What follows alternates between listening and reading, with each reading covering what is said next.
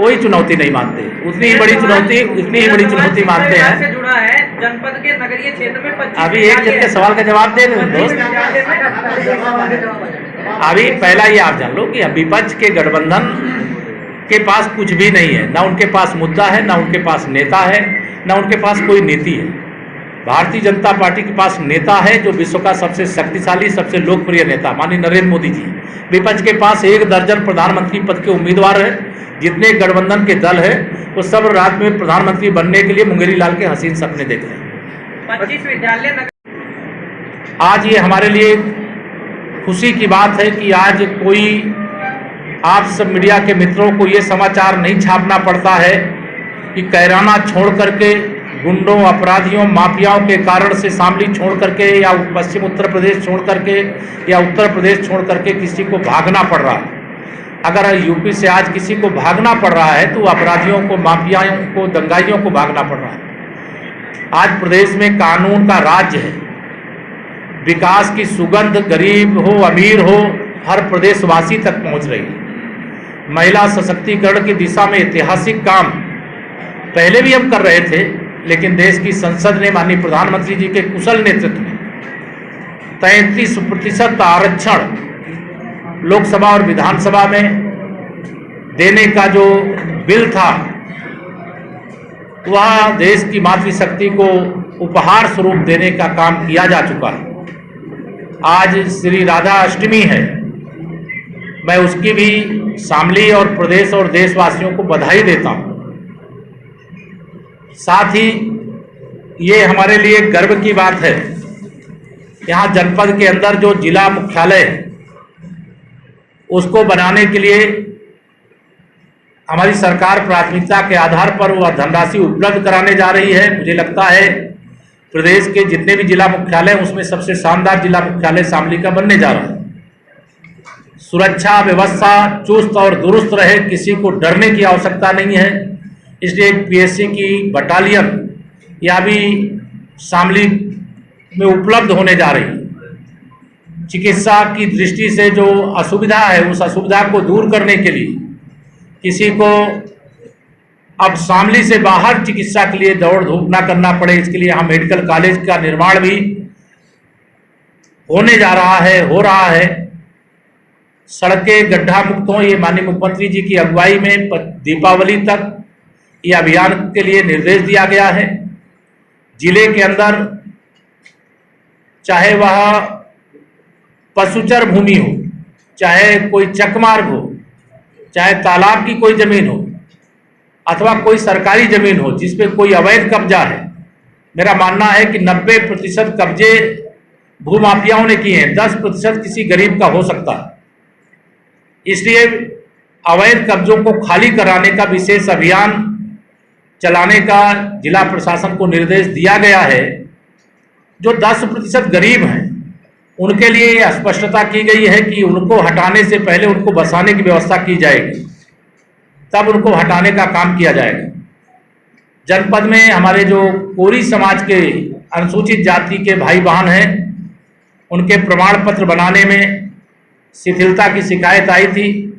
अभियान चला करके उनका प्रमाण पत्र जो भी आवेदन है उनको निस्तारित करने, किसी भी प्रकार का चाहे जन्म का प्रमाण पत्र हो, चाहे मरण का प्रमाण पत्र हो, चाहे आय का प्रमाण पत्र हो, चाहे जाति का प्रमाण पत्र हो, वो समय जो निर्धारित है शासन के द्वारा उस समय सीमा में हर हाल में बनाया जाना चाहिए। जो हमारे गन्ना किसानों का बकाया है जिला स्तर पर जिलाधिकारी की अगुवाई में उसके लिए प्रयास करके भुगतान कराएंगे। अगर कोई समस्या होगी वो शासन को अवगत कराने का भी काम करेंगे, यह भी आज यहाँ पर निर्देश दिया गया है।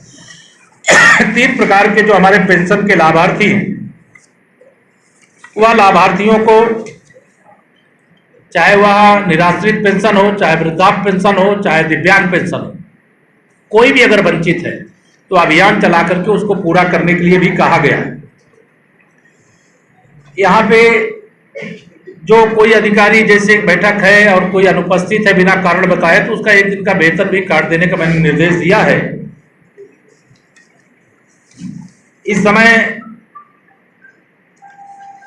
जिले के अंदर बड़ी उपलब्धि के रूप में, चाहे राष्ट्रीय राजमार्ग, चाहे राज्य मार्ग, चाहे मुख्य जिला मार्ग, चाहे अन्य जिला मार्ग, इनके निर्माण का भी काम तीव्र गति से आगे बढ़ाने का काम हो रहा है। और सांसद जी को भी इसके लिए मैं बधाई दूंगा, आदरणीय सुरेश राणा जी को भी बधाई दूंगा, तेजेंद्र जी को भी। इन्होंने लगातार प्रयास किया है कि जिले के अंदर विकास की जो किरण है वो हर गांव और हर नगर तक पहुंचे, उसमें हमें सफलता मिली है। 2024 का लोकसभा चुनाव आने जा रहा है।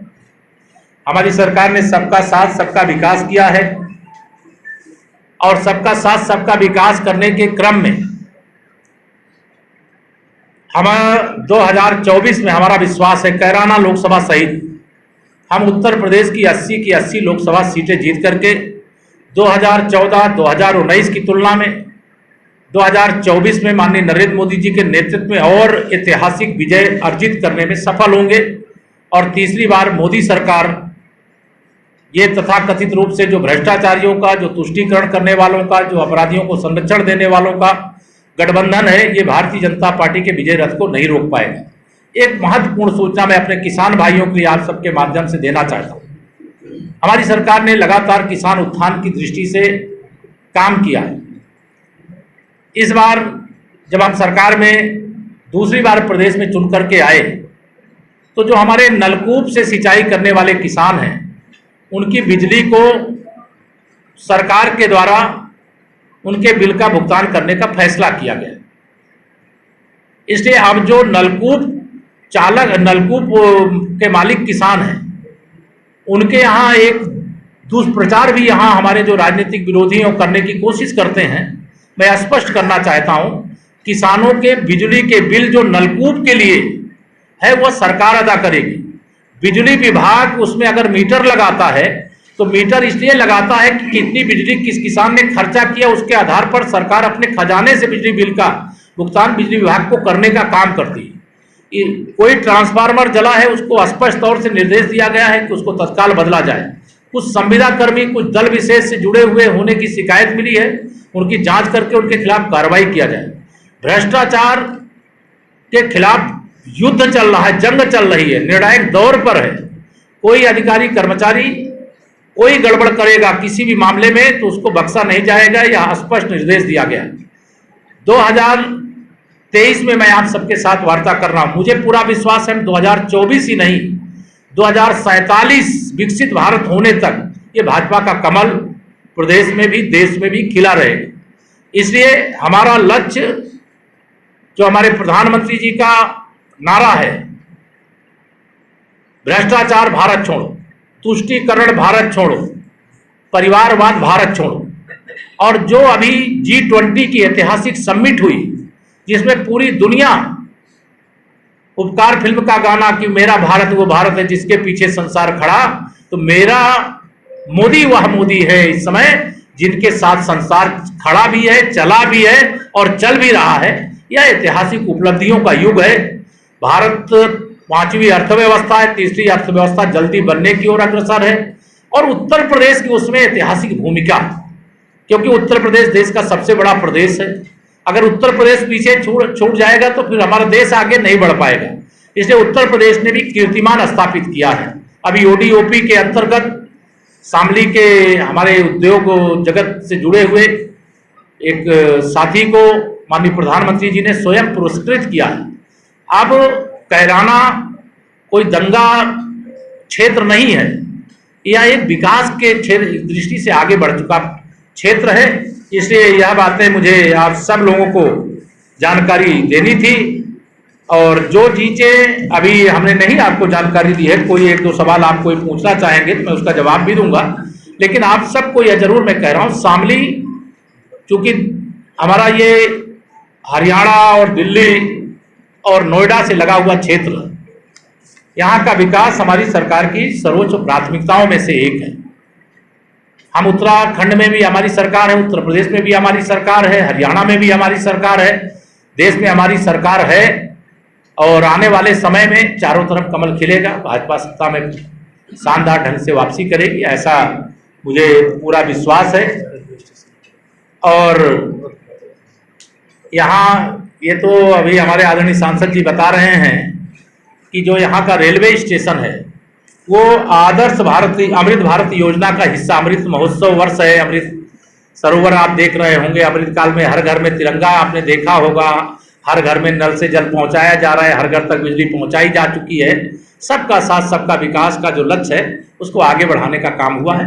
मुझे इतना कहना, कोई एक दो सवाल आपके हो तो कृपया। और एक आने वाले हैं क्या उत्तर प्रदेश में पुरानी पेंशन को लेकर? देखिए, सरकार हर विषय को लेकर के संवेदनशील रहती है, लेकिन अभी इस विषय को लेकर के भारत सरकार कुछ नीतिगत निर्णय लेगी।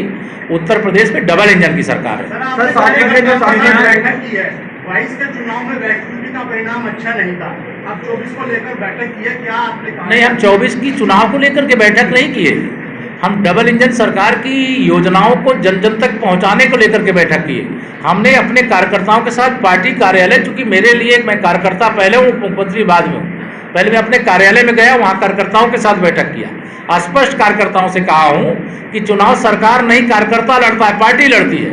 और 2014 में अगर हम लोकसभा जीत सकते हैं जब सपा की सरकार थी, 2017 में जब विधानसभा जीत सकते हैं जब सपा की सरकार थी, तो जो हनुमान जी की तरह हमारे कार्यकर्ताओं की ताकत, उसको याद करें। 24 को 2014 और 19 का अधिकार तोड़ करके दिव्यांगों को प्रमाण पत्र बनवाने के लिए मेरठ हॉस्पिटल में जाना पड़ता है, उनको बहुत ज्यादा परेशानी। नहीं, मैंने आज निर्देश दिया है, हर सोमवार को कैंप लगता है। कोई दिव्यांग एक व्यक्ति बात कर लो, एक सवाल है मेरा, एक व्यक्ति का सवाल पूरा हो जाएगा।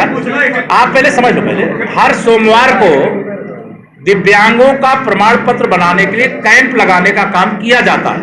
कोई दिव्यांग मित्र आए, भाई बहन आए, तो आपसे भी मैं निवेदन करूंगा, आप उनको बताइए सोमवार को बनेगा, ना बनाएंगे तो उसकी जानकारी देते हैं कि मेरठ मेडिकल में ले जाके इनका चेकअप होगा, तब उसको प्रमाण। कोई विशेष प्रकार की जांच होगी जो यहाँ नहीं होती होगी, उसके लिए भेजते हो। हाँ, आपने बहुत सारी सरकार की योजनाएं गिनाई और उसका बखान किया। आपने 33% महिलाओं की आरक्षण की बात, 33 मैं आपसे ये जानना चाहता हूँ कि जहाँ पर आपने लोकसभा राज्यसभा में विधेयक पारित हो गए, अभी इसी साल हमारे यहाँ देश में 5 प्रदेशों में चुनाव है, मध्य प्रदेश, राजस्थान, छत्तीसगढ़। आपका सवाल मैं समझ गया, जवाब ये जानना चाहता हूँ, क्या आप इसको लागू, क्योंकि 2026 से पहले आपका परिसीमन और जनगणना का काम नहीं होगा, 2029 में जाकर के इसको आप लागू कर सकते हैं। क्या भारतीय जनता पार्टी अपने इस जो विधेयक पारित हुआ है 33% आरक्षण, क्या आप देने जा रहे हैं 5 प्रदेश? पहले आप सुन, इतना ही सवाल था, आपने पूरा भाषण कर दिया। मैं एक लाइन में बता दूं, अभी देश की संसद ने, दोनों सदनों ने उस बिल को पास किया है, उसकी प्रक्रिया जो है संवैधानिक ढंग से उसको पूरा करके जितनी जल्दी हो सकेगा, मोदी हैं तो मुमकिन है। महिला आरक्षण को लेकर के कांग्रेस ने धोखेबाजी की थी, उनके साथी दलों ने धोखेबाजी की थी, लेकिन भारतीय जनता पार्टी ने महिला बिल पास किया है। पूरा हिंदुस्तान नहीं, इसमें कैसे लागू होगा? सवाल भारतीय जनता पार्टी से है। आपने कहा कि मैं कार्यकर्ता हूँ, उसके बाद मैं मुख्यमंत्री हूँ, मैं भाजपा के एक कार्यकर्ता, एक पदाधिकारी, हम महिला कार्यकर्ताओं को सर्वाधिक टिकट बंटवा रहे हैं। आप पहले समझ लो, पहले आप तो जैसे कांग्रेस के सांसद की तरह सवाल कर रहे हो यार। आप मेरी बात, पत्रकार सवाल तो नहीं, आप कर लो एक लाइन में, मैं उत्तर दे रहा हूँ ना। जैसे महिला जहां चुनाव हो रहे हैं, हम सर्वाधिक महिलाओं की भागीदारी, चाहे वह कोई भी चुनाव हो, उसमें दिए हैं, आगे भी देने का काम करेंगे। आप ओबीसी के नेता है क्या? उस आरक्षण में जो 33% ओबीसी एससी को रिजर्वेशन का प्रावधान करें। हम तो 33 क्या, हम तो 50% करने जा रहे हैं। आप कहे चिंता करें। कल संसद में जो है रमेश जी है, आप एक ही 3-4 लोग सवाल कर रहे हो। उन्होंने वहाँ कहा, रमेश जी ने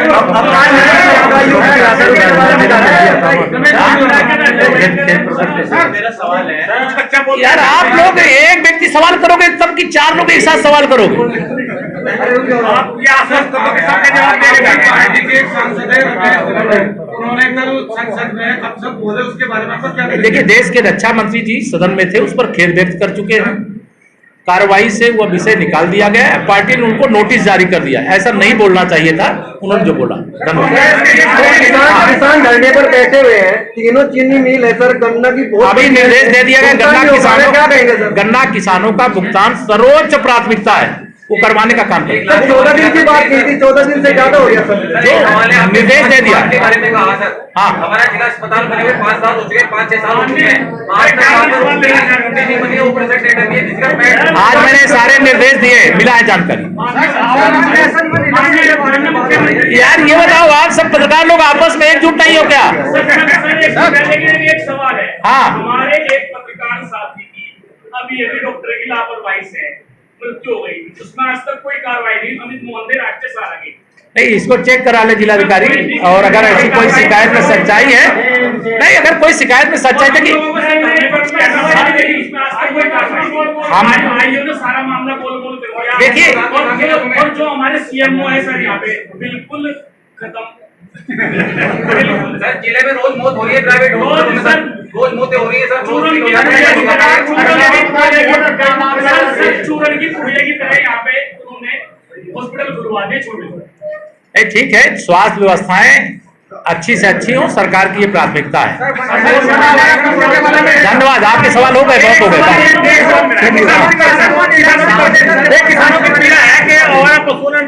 उसके लिए मैंने निर्देश किया है, गोचर भूमि खाली कराएंगे, वहाँ नेपियर घास लगाएंगे, निराश्रित गौवंश को वहाँ पर रखेंगे, उनकी सेवा करेंगे। गाय कटने नहीं देंगे, गौवंश कटने नहीं देंगे। धन्यवाद। इनको मुझे बागपत भी जाना है। काम कर रही है, बीजेपी कार्यकर्ताओं की भ्रष्टाचार की ऑडियो वायरल हो रही है। कोई होगा कार्यकर्ता है, उसकी जानकारी संगठन कर लेंगे, जैसी जरूरत होगी वैसा।